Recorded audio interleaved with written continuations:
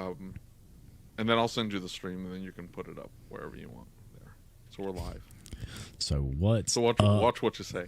Yeah, you got to How's be it really going? careful what you say, especially with us around. There you It's go. tough. It's really tough. So I've got to share. It was a really exciting week for me. Right, I found out that ASTE is still happening. Whoops, over here, yeah, right there. ASTE still happening. That's a big deal for me. And then Apex is still happening. That's also a big deal for me. And I just found out that my buddy Mario is going to be at ASTE. So he's bunking with David. David, I forgot about that. I'm sorry. We can bunk together. Are you doing a class, Mario? Yeah, definitely. I have to. Yeah. I mean, look, if he's coming. Well, maybe he's just going to show up to, just be there. Like, hey, this guy's coming. You can put him all over the marketing, and then, he just shows up, walks around. Like a good. Hey, listen, he's going to be the podcast host. I'm gonna, kind of fade to black. Okay. Yeah, just hang back. Yeah. I'll take it over. Exactly. Yeah, he's got this. Yeah, do it all the time.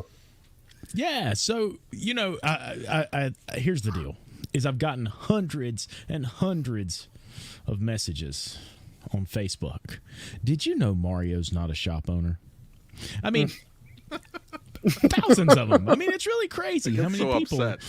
You kick no out surprise one there. non-shop owner out of the group. One non-shop owner out of the group. And then you let anybody else that's not a shop owner out of the group. And everybody gets upset. They lose their minds. Yep, and Mario, we let Mario in. I just can't believe it. But this has all been for a really special and really cool project, and that is that Mario, well, I guess you've kind of thought about being a shop owner from time to time. Ugh. And Let me go ahead and let's spend the next 20 minutes talking about why that's a terrible idea. I thought about it. Here. But, we're getting ready to do a podcast. We're going to record it tomorrow night. And this podcast is going to be about that technician/shop owner relationship, right? And it's something that is coming up constantly. It's something that we've got to talk about because there's so many different facets to this relationship. And where this came from is we were talking and the technicians and the tech groups are super unhappy with the owners, and the owners and the owner groups are super unhappy with the techs. So we decided we were going to do a podcast and try and bring that divide a little bit closer. Mario, what have you learned? You can't tell it all. What have you learned being in the group the past couple of weeks that you think you're going to be able to share with the technicians and the shop owners? Well, there's a lot of surprises, to be honest with you. As a technician, I had no idea that this kind of discourse was happening just behind a group cover, and Right. it's a lot to take in as well. It's pretty deep. Absolutely. I've come to see different perspectives. I mean, perspectives that I had no idea. But it doesn't change the way that I think things should be. But I'm hoping we could share that. We could talk about that tomorrow, and hopefully people will tune in and at least get some kind of insight as to, even though most shop owners have been technicians, maybe sometimes we kind of forget, I guess. Yeah. Maybe I could just, kind of not enlighten, but maybe kind of expose some of the feelings that technicians get in general. Since, let's face it, I speak to many technicians all the time, daily, and each one has their perspective. Right. Absolutely. And, I'm going to tell you something. As somebody who is a technician and then a service writer and then an owner, it's really easy to lose that perspective. I mean, you start getting inundated with your own task, and it's easy to walk away from that and say, why are you not doing this? And you only see the way you used to do it or how long it would take you to do something. And you can really lose the perspective that there's variables. Right. Oh, yeah. And if we're not paying attention to that, man, you can really, cause some culture damage in the shop. Definitely. There's many walks of life, and we tend to forget that everyone is different, and there's no one size fits all, and not everybody is like you. Yep. I would imagine that a shop owner, when they were a technician, they were probably the best technician in the shop. and something led to becoming a shop owner. And I was not the best technician. I'm a terrible technician. I'm like, I should try something different. This working on car things is not a good idea. Right, we're not even going to talk about your status as an owner, but we'll just kind of like let that fade out. It's just slightly better as an owner than I am as a technician. That's how bad I am as a Oh, technician. man. Just so you know. Yeah. Well, Awesome. I learned something today. Well, guys, I'm just super excited. I think this is going to be a great podcast, and it's going to be the start of something really cool where we're going to bring a couple people in. Over the next couple of weeks, we're going to be talking about this and working to begin to bring some solutions to it. And I think that's really important. We're going to be talking to technicians. Yeah, we're going to be talking technicians. A whole bunch of different technicians, sure. And here's the thing is I think that when we look at it like this, you hear me say it in many of the podcasts, like, let's stop talking about just the problem. Let's start talking about the solution so we can do something about it. So I'm super excited about it. I'm super excited to get to talk to you for an hour. Okay, let's be honest. They go 2 hours. They usually go way longer than an hour. Right. So I haven't seen one go an hour. Right. So we're going to jump in and have a good time and enjoy it. We're about to put one out it's an hour long. Well, this last one here, I cut. It went 2 hours. It went 2.5 hours. I cut some stuff out, but I ended up splitting it into 2 episodes. So it's about an hour. Right. Nice. Yeah. I can't wait, to be honest with you. I think we can all learn from each other and hopefully address some of the issues, not just pinpoint the problems. I mean, technicians are really good at finding problems, but they should be just as good as finding the solution. And I think that so much has been done already speaking on the problem, but never really just addressing the issue and a call to action to actually make change. Right. There's a lot of talk and it's one of the reasons why I was interested in joining this podcast, because I feel like things got to change and it's time to make it happen. I mean, it's amen, buddy. You're exactly but we got to right. start somewhere, right? Yep, one step at a time, moving forward, and I think that's why events like AST and Apex and Vision are so important, is because it gives us the opportunity to fellowship and network and begin to make those changes and have a voice and begin to talk about those changes. So we appreciate you being part of it and getting in here and talking to us about it. So that's awesome. I appreciate the invitation. Training alone has changed my entire career, my entire outlook. So I'm definitely looking forward to what this brings. Absolutely. It's going to be great, buddy. It's going to be great. Oh, yeah. So what kind of class are you going to do at ASTE? Do you know yet? Not yet, but well, if it's as good as I think it is, I haven't been to one of those events yet. If there's names to look out for. There's certain trainers you want to look out for. I hear there's some big name trainers that are going to be coming. So I'm not gonna drop all of it yet, but I hear there's some big name trainers that will be coming, and you definitely don't want to miss those classes. So for sure, great for event. Sure. One of the cool things about ASTE is that when you get into ASTE, it's not like a lot of the other events because it's a very personable, right? We're from the South. We actually like people here. And so we sit around and do a whole lot of talking and networking, and people will come up to you and say, "Hey man, my name's," and that was really where I got my start when I first got into ASTE. I went the first time, and this man named Bob Pulverini walks over and shakes my hand. He says, "Hey, I'm the executive director of IGONC, and I put this show on. I see that you're taking all technical classes. You're a business owner. You should be taking this class and this class." And I said, "Okay." So it's such an amazing experience, and I'm so excited that you're going to be able to join us for that. I am excited as well. It's a little bit different than Vision and some of the other shows. It's a lot freer. You can kind of move around. You can hop from class to class, which makes it for an interesting environment, because some classes are completely full and everybody's really engaged. Some classes are not so full, and there's a lot of people talking in the aisles. So it was definitely interesting. It was different than Vision. Vision's a lot more structured. It's a lot bigger. It's huge. And the ASTE feels a lot smaller, more intimate. I like that. I think there's more substance. Well, I mean, I could be wrong, but I feel like there's more substance in smaller classes. It's more, for lack of better words, intimate, but it's direct into the brain. You know. Right. Yeah. Absolutely. And the fact that you go over there to the little area where you can sit in front of the bar and the trainers come out and everybody just sits around and talks for 2.5 hours, and it's literally just a conversation, and you get to brainstorm and talk about these things. I think that's where the true solutions within our industry come from. Is those conversations. I've learned so much at the bar at Vision that I can't even put a price on it. Oh yeah, it's priceless. The networking and the camaraderie. I went to a couple of training events, and I was able to sit down afterwards with Scott Shotton and just spitball and just. I mean, it's priceless. You can't describe it either. It's amazing. Yeah, exactly. It's why we started the podcast, and that we were trying to capture that same feel. Those conversations you have in between the classes where you're just sitting down talking, we tried to capture that in the podcast. We said, well, we can just sit down and talk. We'll just grab random people, and we'll bring them in, and we'll just have conversations about whatever. I love that. That's why the podcast started.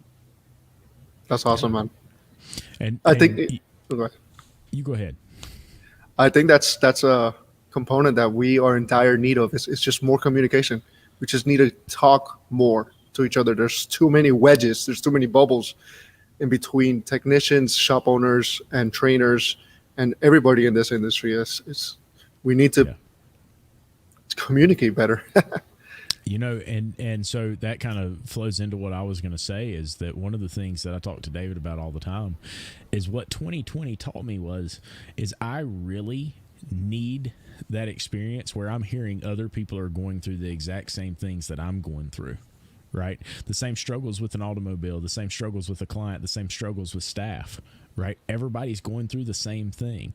And hearing those stories and hearing how other people are handling it and working through it kind of gives you that hope and that ability to keep trucking. And so, 2020 happened and we missed a lot of those opportunities. So that's what's so cool about the podcast and being able to have this voice, is that we get on here and we talk about the things that didn't go the way we planned, that weren't just perfect. So other shop owners and other technicians realize, hey, I'm not alone in this. Right? Other people are going through this too, man. And that's a big deal for me. That makes a huge difference. Absolutely, man. You How hit it. How big is the shop that you're working in, Mario? This is just one shop of like 4 of the same shop. This is just one building. Okay. Honestly, I never took the time to measure it out or anything. It's a pretty big facility. Then you have a whole bunch of techs working. It's just me in this building. Actually, it's a one-man show. I'm a little more diag based. I do, heavy line and work every now and then, like like the repairs and whatnot, but usually it's labor. So usually it's diagnostics. So, or programming or ADAS. So it could be anywhere from, it could fit, I'd say, about 15 cars in here. But how many other techs does that company employ? In other words, is it, how many other technicians are employed, I guess, by that company? So they send you all the diag, but who's doing the R&R work? Who's doing the inspections? Who's doing the oil changes? Tires? Not all the diag, but there's at the moment there's Mercedes dealer tech and also another tech that's been here for about 5 years, and we are actually hiring. But I wasn't supposed to say anything. But I think we have room for 2 more. Here. So it's you and 2 other technicians? No, and there's another one. There's one that does like the older cars, older vehicles. Okay. So right now it's 3, and then the owner's technically like a pretty damn good tech. So, and actually the service writer as well. So, but awesome. They don't. I mean, that's last resort if they need to jump in or something like that. But it's not usual. Gotcha. Yeah. So some of the topics we're hoping to cover, especially for me, is the idea that you need to be a certain size in order to create an ideal environment for a technician? In other words, can I recruit a Mario to my shop if we're not the size of like a Seth Thorson, where he's got several businesses, several buildings, and he's got lots of room and beautiful facilities. And if I'm not set up that way because I haven't grown to that, or maybe I don't want to grow to that, right? But can I recruit a top diagnostician, a top technician, a top producer into my shop? What kind of things are they looking for? What can I leverage that I do have that I may not be able to offer as some of these other facilities? Does that make sense? Yes. I don't think it's so much as the facilities as it is tooling, training, and the kinds of vehicles you're working on. I like working on newer stuff. I have a 2020 Volvo here that I'm working on, and a Rolls Royce, and it's a challenge. And I think diagnosticians inherently love challenges, and they don't like. I don't know if they like challenges with older cars. For me personally, I just don't care for very old cars. I mean, 80s, 70s cars, just don't care for them. But I'm more than willing to bend over backwards to figure out a 2020. Those are what are you talking about? Those are the hard ones. No information. There's no wiring diagrams. Like, what does this even mean? It's just gibberish, and it's like it's a copy of a copy of a copy. So it's like all fuzzy, and you can't really see. And there's no zooming in, and you're like, Yeah. they didn't even map out this whole section of the car, so I don't even know what I'm doing here. And there's 8,000 vacuum lines. Those are It's the true. hard cars, so I don't know what you're talking about. I'm not saying they're easy. I don't enjoy them, to be honest with you. So I think Yeah, I don't either. the kind of cars that are coming into the shop make a big impact as to what kind of diagnostic technician you're going to hire. Because if you're not working on ADAS, the way I see it personally is if I'm not staying up to date, I'm falling behind twice as fast. So I need to see new stuff. I need to see the latest stuff as much as possible, right? I mean, it's got to be within reason. Sure. But that's what I seek. And I think many diagnosticians can agree that they want to see the new stuff that's coming out, the latest technologies and whatnot. So one of the things we're going to be doing here in just a few minutes, we're going to jump over to a private stream for our patrons, and so go to our Patreon page and you can jump on and you can ask your live questions. One of the questions I'm going to ask Keith is about things like ADAS, because when you're a small facility, you need to be very careful about what you're jumping into. You don't want to make a huge capital investment in something that turns out you didn't need to. Right. It's fine that you've got a few cars coming in with 1234 YF. You got to be able to service them, so you go buy that $7,000 machine. That's fine. Right. But you're talking ADAS is a huge investment, and It is. you've got to be able to pay for it very quickly. Right. If you can't, just from a financial standpoint, it doesn't make any sense to get into. Of course. And I But totally at the agree. same time, like, hey, I'm trying to recruit a Mario, and he wants to do ADAS. I'm not set up to do ADAS. I don't want to even get into it, because even if I decide that I'm going to get into it, I can market it so much. I'm only going to pull in so many cars a month, maybe, that require anything with ADAS. So, I mean, what do you say to those shop owners that are, going, hey, I do want to recruit somebody that's interested in it, but, I don't want to drop 40, 50, 60 grand trying to get this set up and know that I'm never going to pay for it. I say they don't. With the way things are going, it might end up being dynamic calibrations in the long run anyway. So I'd say jump into hybrids. I mean, you don't have to make as much as an investment, but you could still stay on the cutting edge of Sure. things, and eventually electric vehicles. But as for ADAS, I mean, it's not. I don't think that. I believe that diagnosticians or programmers that are up to date are coming to realize that ADAS is it's more body shop type stuff. We have a lot of body shops here, and sometimes we can fill in those gaps. But if you don't have the shop space or the tooling, the factory tooling, or maybe the Altel tooling, whatever, why make that giant investment and never see the return? I mean, it wouldn't make any sense, and you shouldn't force it to make sense. It doesn't. It just won't. Right. So there are still other things that we can attract a diagnostician with. Oh, for sure. Tooling. I mean, for me, when I saw this shop and I saw that they had Sentry and Ista and Vita and all these factory tools, I said, okay, now I got something to learn. I want to get into this. Yeah. You know, Very much especially coming from a shop that had no interest in even buying a maintainer in order to program a vehicle. That's, well, I'm just putting it out there. I mean, that's the reason I left. I left because of that. And you know, we talk about it all the time. There's a lot of shop owners, and David brings this up from time to time. A lot of shop owners just want their boat. They're not interested in tooling the shop for that. They're not trying to get to that next level. That's not their interest. And so I think the majority of the shop owners, especially within ASOG, they really are, you know, hey, let's take this thing to the top of its game. Now, some of them may not be interested in ADOS, but I think there's a very, very small percentage within that group that aren't trying to take every arena they can to the next level. So it's really interesting to see that difference.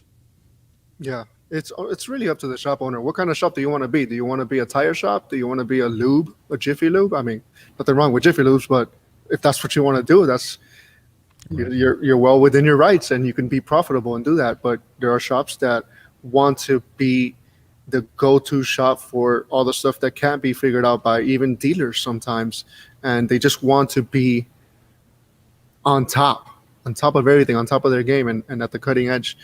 And it really boils down to what kind of shop you want to be, and the technician will get that vibe immediately. I mean, you know, if you're a tire shop, you're gonna find tire techs, no problem.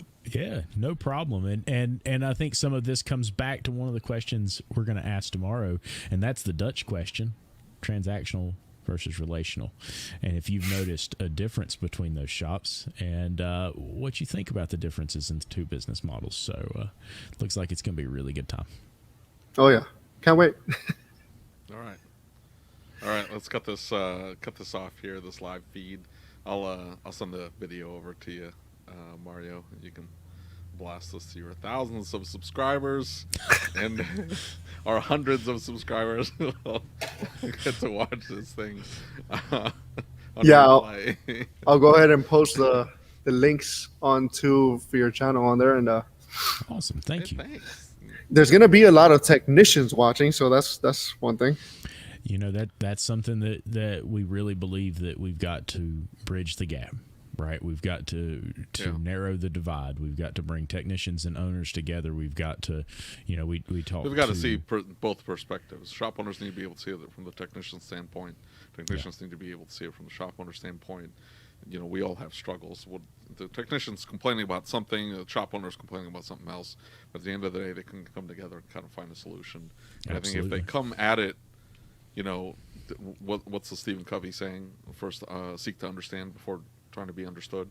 So that's the idea here. If we can try to seek to understand the other side first, and then from there we can try to have the other person understand us, and hopefully we can come to a solution. So I totally agree. I agree. right. You can see the effect actually when a shop owner joins a technical group, and then when a technician joins a shop owner group. I mean, it's the effect is immediate. You can see it. Yeah, absolutely. All right, Mario. Have a good night, Mario. Have a good night. Later, guys. See you tomorrow. See you tomorrow. Cool. See you guys.